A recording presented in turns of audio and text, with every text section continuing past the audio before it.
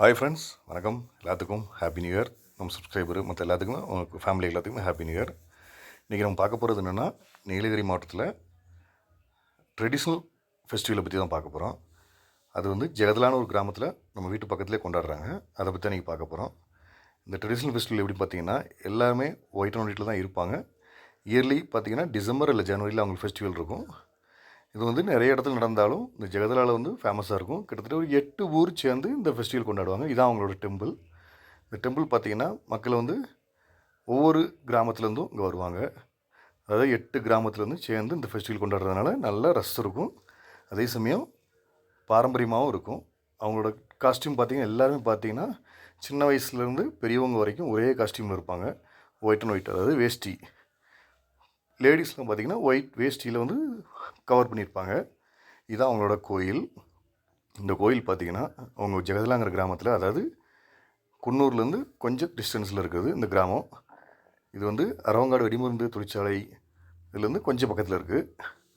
ஏற்கனவே நம்ம ஒரு ஷார்ட்ஸ் வீடியோ போட்டிருந்தோம் நேற்று. அந்த வீடியோவில் பார்த்திங்கன்னா எங்கள் ஃபேக்ட்ரியில் கொண்டாடின படுகா, அதாவது எத்தா பண்டிகைம்பாங்க, அதை பற்றின போட்டிருந்தோம். இது அதை பற்றின டீட்டெயில்ஸ் வீடியோ. இது பக்கத்தில் இருக்கிற கிராமத்தில் இன்றைக்கி தான் ஃபைனல் திருவிழா, அதாவது அவங்களோட கடைசி திருவிழான்னு சொல்லுவாங்க. இதுதான் அவங்களோட பாரம்பரிய நடனம்.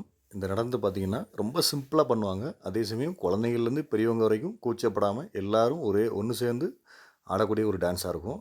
இது பார்க்குறதுக்கு உங்களுக்கு ஈஸியாக தெரிஞ்சாலும் இது அவங்களோட பாட்டுக்கு தகுந்த மாதிரி அவங்களுக்கு தான் தெரியும். இதுதான் அவங்க ஊரோட, அந்த ஜெகதலா ஊரோட திருவிழா. நீங்களே பார்த்துருப்பீங்க எவ்வளோ கூட்டங்கள் இருக்குது, எத்தனை பேர் வராங்க. சுற்று வட்டாரத்தில் உள்ள அவ்வளோ பேருமே இதை கலந்துக்கிடுவாங்க. இந்த 8 ஊர் மக்கள் இல்லாமல் மற்ற ஊரில் உள்ளவங்களும் மாநிலத்தில் உள்ளவங்களும் இதில் கலந்துக்கிடுவாங்க.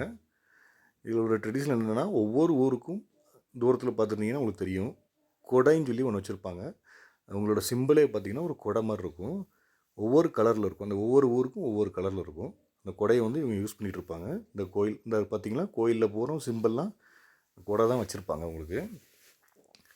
இதுக்கு காலையிலேருந்தே மக்கள் கூட்டங்கள் வந்துக்கிட்டே இருப்பாங்க. இந்த ஊருக்கு இன்றைக்கி வண்டி எதுவுமே அலோவ் பண்ண மாட்டாங்க. டிராஃபிக் ஆயிருன்னு சொல்லிட்டு வண்டி எல்லாமே முன்னாடியே ஸ்டாப் பண்ணிடுவாங்க. எல்லா மக்களுமே இவங்களோட நடந்தே வருவாங்க இந்த ஊருக்கு. அதே சமயம் லோக்கல் உள்ளவங்களும் இது பண்ணுவாங்க. முக்கியமாக இங்கே வர்றவங்களுக்கு எதுவுமே குறை இருக்குங்கிறக்காண்டி கடைகள்லேருந்து எல்லாமே இருக்குது. மோர் பந்தல் வச்சுருக்காங்க. அதே சமயம் முக்கியமாக அன்னதானம், எத்தனை லட்சம் பேர் வந்தாலும் இங்கே வந்து சாப்பாட்டுக்கு குறை இருக்காது.